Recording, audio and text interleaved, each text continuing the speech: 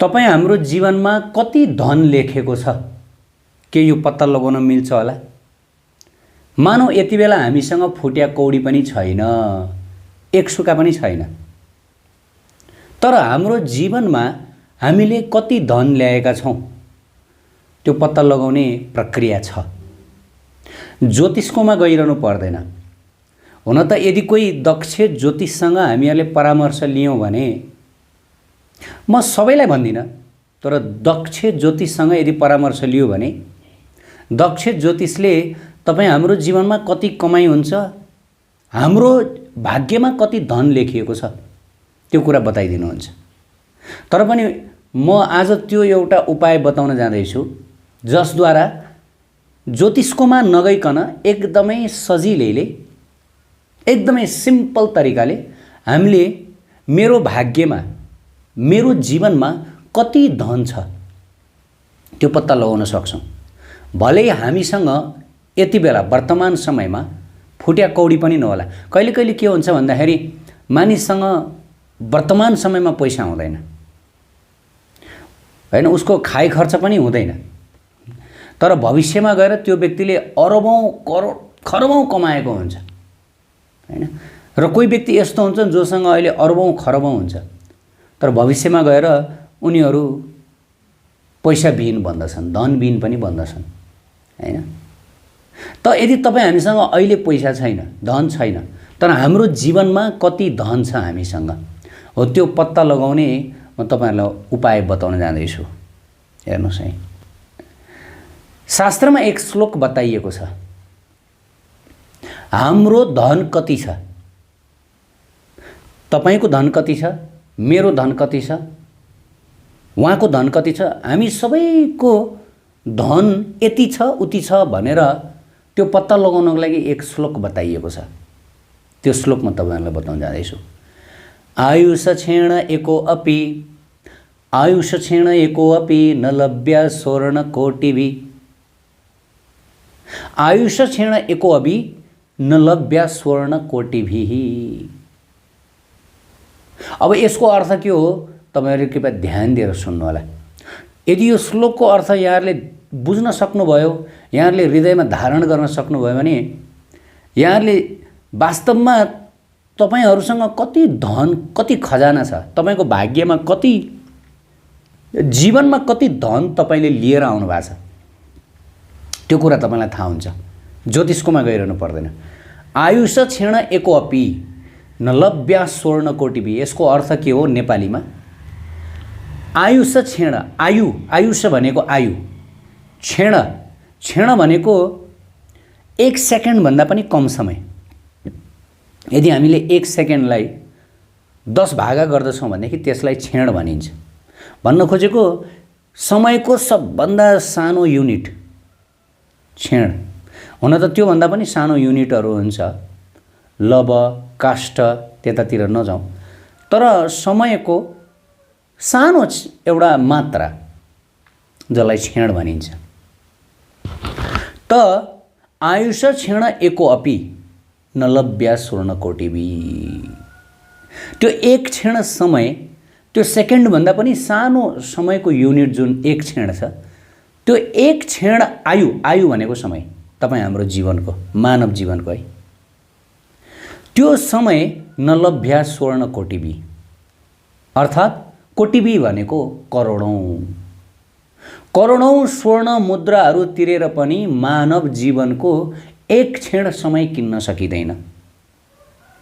शास्त्रमा बताइयो, चाणक्य पण्डितले बताउनु भएको, तपाई हाम्रो जीवनको एक सेकेन्डको समय, एक सेकेन्ड पनि होइन यहाँ त, एक क्षण, सेकेन्ड भन्दा पनि सानो समय, त्यो समय करोडौं स्वर्ण मुद्राहरू तिरेर पनि त्यसलाई प्राप्त गर्न सकिँदैन, किन्न सकिँदैन।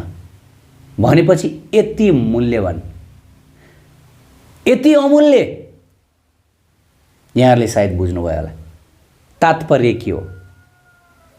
अब यो बुझिसकेपछि तपाईहरु हिसाब गर्नुस् कि हाम्रो एक घण्टामा कति सेकेन्ड हुन्छ। एक घण्टाको कुरो छोड्दिउँ, एक मिनेटमा कति सेकेन्ड हुन्छ र एक मिनेटमा कति क्षण हुन्छ होला, हैन? कति क्षण हुन्छ, अनि 1 घण्टामा कति क्षण हुन्छ, 24 घण्टामा कति क्षण हुन्छ हैन। पुरा जीवनको क्याल्कुलेसन नगरौँ, अब 24 घण्टाको समयको हिसाब किताब निकालौँ। 24 घण्टामा कति क्षण हुन्छ होला? लगभग अरबौंको संख्यामा क्षण हुन्छ। 24 घण्टामा अरब क्षण हुन्छ, अरब क्षण हैन। अब सोच्नुस्, जबकि 1 क्षणको समय किन्नको लागि हामीहरूले करोडौं स्वर्ण मुद्रा, सुनका मुद्रा, सुनका सिक्काहरू, गोल्ड कोइन हैन। अहिले एउटा गोल्ड कोइनको मूल्य कति छ बजारमा? 1.5 लाख, त्यस्तै मानौ 1.5 लाख।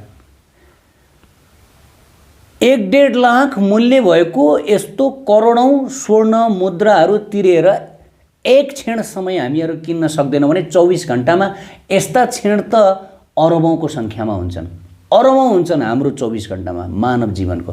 अब कति स्वर्ण मुद्रा हामीले इन्भेस्ट गर्नुपर्छ होला, खर्च गर्नुपर्छ होला हामीले 24 घण्टाको हाम्रो समय किन्नको लागि। This is the reality of life. मानिसहरू भन्ने गर्छन् मसँग धन छैन, म गरिब भएँ, म भिखारी भएँ। अरे तपाईँ कसरी भिखारी, तपाईँ कसरी गरिब, कसरी गरिब हुनुभयो तपाईँ? तपाईलाई थाहा छ तपाईँ कति धनी हुनुहुन्छ भनेर? तपाईको जग्गा जमिन, तपाईका अरबौं अरबौंको जति पनि सम्पत्ति छ नि, यो बाहिर लौकिक आँखाले देख्ने बैंक ब्यालेन्स, यो केही पनि होइन वास्तवमा। तपाईसँग भएको वास्तविक सम्पत्तिको तुलनामा त यो खरबौं खरबौं डलर केही पनि होइन, केही पनि होइन, पिनट्स हो, पिनट्स। यसको भ्यालु नै हुँदैन। जबकि तपाईको 1 सेकेन्ड, 1 क्षणको समयको मूल्य पनि करोडौं स्वर्ण मुद्राको छ भनेदेखि अब यो जीवनको मूल्य कति होला? मानव जीवनको मूल्य कति होला ल? हैन, हामीले कल्पना गर्न सक्छौँ। 2-4 करोड, 2-4 अरब, 2-4 खरब, यो त युजलेस। एक हिसाबले मानव जीवनको मूल्यको अगाडि यो युजलेस हो हैन।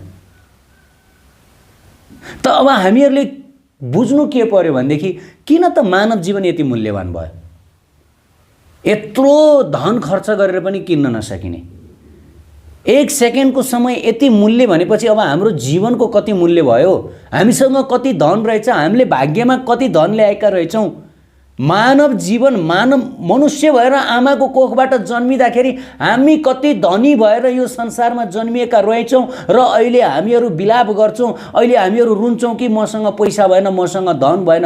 अरे हामी बेकुफ बनिरहेका छौँ। यत्रो धन लिएर हामी जन्मिएका छौँ, यो मानव तन लिएर। त्यही भएर भागवतमा बताइयो, लब्ध्वा सुदुर्लभमिदं बहुसम्भवन्ते मानुषम जन्मम अर्थदम अनित्यम अपि अधीर। भागवतमा त्यही बतायो, यो मानव जीवन यति मूल्यवान किन छ भन्दाखेरि यो सुदुर्लभ हो, लब्ध्वा सुदुर्लभम। अरे दुर्लभ भनेको त्यो हो जुन खोजेर पाउँदै नपाउने हैन। खोजेर पाउँदै नपाउने चिजलाई दुर्लभ भनिन्छ र जति खोजे पनि नपाउने चिजलाई सुदुर्लभ भनिन्छ। दुर्लभ भन्दा पनि यदि कुनै कुरा दुर्लभ छ भने त्यसलाई सुदुर्लभ, सुदुर्लभ, सुदूर भन्छौँ नि हामी। दूर भनेको टाढा, सुदूर भनेको टाढा भन्दा पनि टाढा। दुर्लभ भन्दा पनि अति दुर्लभलाई सुदुर्लभ भनिन्छ। अब यो मानव जीवन सुदुर्लभ छ। त्यही भएर भागवतमा बताइयो कि यो मानव जीवन लब्ध्वा सुदुर्लभमिदं बहुसम्भवन्ते मानुषम जन्मम अर्थदम अनित्यम अपि अधीर। यद्यपि यो मानव चोला यति महँगो छ, यति महँगो छ, यसको मूल्य नै छैन। कसरी मूल्य छ? हामीले अघि नै हिसाब किताब गर्यौँ। यति मूल्य नै नभएको यो बहुमूल्य मानव चोला छ। यो मानव चोला यद्यपि नाशवान छ। अन्य प्राणी पशु पक्षीहरू जसरी यो जुनमेला पनि मर्न सक्छ, नष्ट हुन सक्छ। भन्न खोजेको यति मूल्यवान धन भएर पनि यो जुन मानव शरीर छ, यो मानव जीवन छ, यो मानव जीवन क्षण क्षणभङ्गुर छ। मानुषम जन्मम अर्थदम अनित्यम अपि अधीर। त्यसकारण यो मानव चोला पनि अनित्य छ, नाशवान छ। यति महँगो भए पनि कुन बेला गएर ढल्छ, मर्छ, यसको अस्तित्व समाप्त हुन्छ, त्यसको कुनै ग्यारेन्टी हुँदैन। त्यस कारणले गर्दाखेरि बताइयो कि यो सास चलुन्जेलसम्म, मानव चोला रहन्जेलसम्म, मर्नु अगाडि नै भगवत प्राप्ति गर। आफ्नो जीवनलाई पूर्ण बनाऊ। आत्मा उद्धार गर। उद्धरेत आत्मनात्मनम आत्मनम प्रसादेत आत्मै भरि आत्मनो बन्धुर आत्मै भरिपुर आत्मन। आफ्नो आत्माको मित्र बन, शत्रु नबन। आजकल मानिसहरू आफ्नो आत्माको शत्रु बनिरहेका छन्, हैन? यसको मतलब यति फ्यासिलिटी, यति मूल्यवान यो मानव जीवन पाएर त हामीले आफ्नो आत्मालाई भगवत प्राप्तिमा लगाउने हो, भगवानको नाम जप्न लगाउने हो। यदि यो मानव चोलाको सही सदुपयोग हामी गर्न चाहन्छौँ भने हामीहरूले भगवान नाम रटेर जीवन बिताउनु पर्दछ, भगवत चिन्तनमा रटेर जीवन बिताउनु पर्दछ। पाप कर्म, दुष्कर्म, यो मानव चोलालाई, यति मूल्यवान चोलालाई पाप कर्म गरेर, दुष्कर्म गरेर, दुरुपयोग गरेर फाल्ने हो, हैन? तुच्छ क्षणभङ्गुर भौतिक क्रियाकलापमा, आहार निद्रा भय मैथुन, यो पशु प्रवृत्तिमा लगाएर नष्ट गर्ने हो। What is the use? त्यही आश्चर्यको कुरो। यस्तो मूल्यवान जीवनलाई मोज मस्ती गरेर नष्ट गर्ने हो, भौतिक मोज मस्ती। त्यसको लागि पाएको हामीहरूले मूल्यवान शरीर। अरे त्यो मोज मस्ती त त्यो जुन बिष्टा खाने सुँगुरको शरीरमा पनि उपलब्ध छ। भागवतमा बताइयो त्यो मोज मस्ती, त्यो स्त्री पुरुष बीचको आनन्द त त्यो सुँगुरको शरीर, सुँगुरको योनिमा पनि छ। सुँगुर पनि सुँगुरीसँग आनन्द लिन्छ, सुँगुरले पनि बिष्टा खान्छ, मिठो मानिकन उसलाई त्यो फिस्ट लागिरहेको छ। सुँगुर पनि सुत्छ, सुँगुर पनि झगडा गर्छ। कि यही गर्नको लागि हामीले मानव चोला पाएको हो, सुँगुर जस्तो जीवन बिताउनलाई, गल्लीका कुकुरहरू जस्तो जीवन बिताउनलाई होला। उनीहरूले त अर्कै तरिकाले गरे, हामीले अर्कै तरिकाले गऱ्यौँ। उनीहरू गल्लीमा सुते, हामी घरमा सुत्यौँ ठुलो बङ्गलोमा, तर सुत्ने त प्रोसेस एउटै हो नि। उनीहरूले बिष्टा खाए, हामीहरूले पिज्जा खायौँ, पास्ता खायौँ, तर खानेकुरो त एउटै हो नि। पेटभित्र गइसकेपछि, जिब्रोबाट तल गइसकेपछि त्यो पनि मल हो। सुँगुरको पनि मल नै हो, मनुष्यको पनि मल नै हो। अझ मनुष्यको मल प्राणी पशुपक्षीको दिशाभन्दा पनि अझ गनाउने, अझ दूषित, हैन? कि लाइफ यही हो, हैन? हामी यसो अलिकति लेट्स बी ह्युम्यान। अब हामी ह्युम्यान बनौँ, हैन? हामी पशुको लेभलमा बाँचिरहेका छौँ, यो सत्य हो। कतिपयलाई यो कुरा सुन्न गाह्रो लाग्ला। हामीले पशुको जस्तो जीवन बिताइरहेको छौँ। त्यसपछि शास्त्रमा बताइयो आहार निन्द्रा भय मैथुनम च सामान्य एतत् पशुभिर नरानम। त्यो नर, त्यो मनुष्य पशु हो जसले आफ्नो जीवनमा खाने, सुत्ने, अनि सेक्स गर्ने, अनि त्यसपछि आएर झैझगडा, कम्पिटिसन गर्ने, बिजनेस गर्ने, यो गर्ने त्यो गर्ने। यो त पशु जीवन हो। के फरक भयो पशु र तिमीमा? फरक भयो के? What is the use? अनि कसैले भन्छन् होइन, त्यसो भए हाम्रो मानव जीवन भनेको चाहिँ समाज सेवा गर्न, परोपकार गर्न, ठुलो महान काम गर्न। हेर, यदि तिम्रो कार्य भगवत प्राप्तितर्फ लक्षित छैन, तिम्रो आत्मालाई यो भवबन्धनबाट, यो शरीर, यद्यपि यो शरीर यति मूल्यवान छ तर पनि यो शरीर सम्पूर्ण दुःखको घर हो, कष्टको घर हो, पीडाको घर हो। शरीर अविद्या जाल जडेन्द्रिय ताहेकाल। यो शरीर नै सम्पूर्ण दुःख कष्टको घर हो। रोग यही शरीरलाई लाग्छ रुनुपर्छ। यही शरीरलाई अनेक किसिमका प्राकृतिक पीडाहरूले सताउँदछ, जाडो गर्मी अनेक, हैन? यही मनलाई सधैँ रोइरहनु पर्छ यस संसारमा, हैन? मानसिक शारीरिक पीडाले हामीहरू संसारमा कति हाम्रो आत्मा तडपिरहेछ वास्तवमा शरीर। त्यही भएर यो शरीर हाम्रो आत्माको वासस्थान होइन, घर होइन। हाम्रो आत्माको वास्तविक स्थल, वास्तविक लक्ष्य भनेको त राधा कृष्णको चरण हो, गोलोक धाम हो, नित्य निकुञ्ज, निवृत्त निकुञ्ज, जहाँ राधा कृष्ण तथा गोपाङ्गना सखीहरूका बीचमा विविध प्रेम लीला हुने गर्छ। त्यो निकुञ्ज नै हाम्रो आत्माको वास्तविक घर हो। अब यो कुरा बताएँ भनेदेखि त्यसपछि यो भौतिक संसारमा जड जगतमा डुबेका यी आत्माहरूले बुझ्न सक्दैन, किनभने यिनीहरू अज्ञानमा छन्। यिनीहरूलाई आफ्नो वास्तविक घर नै थाहा छैन। र यो संसार जुन वास्तवमा उनीहरू भाडामा बसिरहेको ठाउँ हो, हैन? उनीहरूको यदि यो संसार, यदि वर्तमान शरीर, यदि वर्तमान घर उसको हो भने ऊ सदा त्यहीँ रहनुपर्ने, तर रहन पाउँदैन। समय आउँछ, काल आउँछ, उसलाई यो शरीरबाट निकालेरै छाड्छ। जतिसुकै यो शरीरलाई हामी प्रेम गरौँ बस्न सक्दैनौँ, यद्यपि यो शरीर यति महँगो छ। यो शरीर यो जीवन यति महँगो किन छ भन्दाखेरि राधा कृष्णको चरण प्राप्त गर्नको लागि, गोलोकधाम प्राप्त गर्नको लागि यो शरीरले मात्रै सम्भव छ, अरू शरीरमा सम्भव छैन, पशु पक्षीको शरीरमा सम्भव छैन। यद्यपि त्यो पशु पक्षीको शरीरमा जे छ यो शरीरमा पनि त्यही छ। यो शरीरमा पनि मासु, छाला, हड्डी, रगत, पिसाब, मलमूत्र छ, त्यो पशु पक्षीको शरीरमा पनि त्यही छ। तर त्यो पशु पक्षीको शरीर जीवन यति मूल्यवान नहुने, हाम्रो जीवन मूल्यवान किन हुने भन्दा किनकि हाम्रो जीवनमा, मानव जीवनमा मात्रै दुर्लभ भन्दा पनि दुर्लभ, अति दुर्लभ राधा कृष्णको चरण सान्निध्य प्राप्त गर्न सकिन्छ र जीवन मुक्ति प्राप्त गर्न सकिन्छ। फेरि बार बार यो संसारमा फर्केर आउनु पर्दैन, शाश्वत सच्चिदानन्द जीवन प्राप्त गरिन्छ, जुन जीवन नपाएरै हामी यो संसारमा तडपेर बसिरहेका छौँ। जीवेर स्वरूप है कृष्ण र नित्य दास। हामी सारा जीवात्माहरू त राधा कृष्णको नित्य सेवक सेविका हौँ। यो मायाको सेवक सेविका होइनौँ हामी। यो जगत मिथ्या जगत हो। भगवानको सेवा, भगवानको जुन शाश्वत सेवा छ त्यो शाश्वत सेवालाई तिरस्कार गरेको कारणले गर्दा हामी यो मायाको सेवा गर्न बाध्य भएका छौँ र संसारमा कसैले सेवा गरेर सुख, शान्ति, सन्तुष्टि पाएको छैन। यो संसारमा रहनेहरू जतिसुकै सुखी रहन्, जतिसुकै सन्तुष्ट रहने कोसिस गरून्, कोही पनि सुख, शान्ति, सन्तुष्ट छैन। किनकि माया हो। माया भनेको जुन होइन, भ्रम हो, मोह हो। संसार सब माया हो। एउटा डे ड्रिम र एउटा नाइट ड्रिम, दिउँसोको सपना हो यो। दिउँसोको सपना समाप्त भएपछि रातको सपना सुरु हुन्छ। अरे सपनामय जीवनमा कहिले हामीले आनन्द प्राप्त गर्दछौँ? जड शरीर, मृत शरीरबाट हामीले आनन्द प्राप्त गर्न सक्छौँ? त हामी यो संसारमा आनन्दको त खोजीमा हिँडेका छौँ, तर गलत ठाउँमा। जसरी पानी नभएको स्थानमा हामी पानी खोजेर हिँडिरहेका छौँ, पाइँदैन। जहाँ पानी छ, जहाँ आनन्द छ, गोलोकधाम, राधा रानीको चरण। हामी अहिले यो कुरा बुझ्न सक्दैनौँ, कसैको चरण पाएर, कसैको सान्निध्य पाएर कसरी खुसी भइन्छ होला भनेर। यो लेभलमा, यो भौतिक लेभलमा हामी बुझ्न सक्दैनौँ। तर जति जति हामी नाम जप्दै जान्छौँ, हरे कृष्ण कृष्ण कृष्ण हरे हरे, हरे राम राम राम हरे हरे, जति जति हामी यो महामन्त्र जप्दै जान्छौँ, जति जति हामीहरू राधा कृष्णको चिन्तनमा निमग्न हुँदै जान्छौँ, युगल सरकारको लीलामा जब हामी निमग्न हुँदै जान्छौँ, तन्मय हुँदै जान्छौँ, तब के भइदिन्छ? तब बिस्तार बिस्तार हामीहरूमा के हुन्छ? किनकि हामीहरू अनादिकालदेखि यो माया जगतको सम्पर्कमा छौँ। भगवानबाट हामी टाढिएका छौँ। हाम्रो वास्तविक स्वरूपलाई हामीले भुलेका छौँ। म यो शरीर होइन, म आत्मा हुँ र मेरो आत्मा भनेको राधा रानीको चरणको सेविका हो, सेवक हो। यो हामीलाई थाहा छैन। अनादिकालदेखि कति जन्म हैन, कति जन्मदेखि कति योनि पार गरेर हामीहरूले यो संसारको संस्कार हाम्रो हृदयमा छ। त्यही भएर हामीलाई थाहा छैन।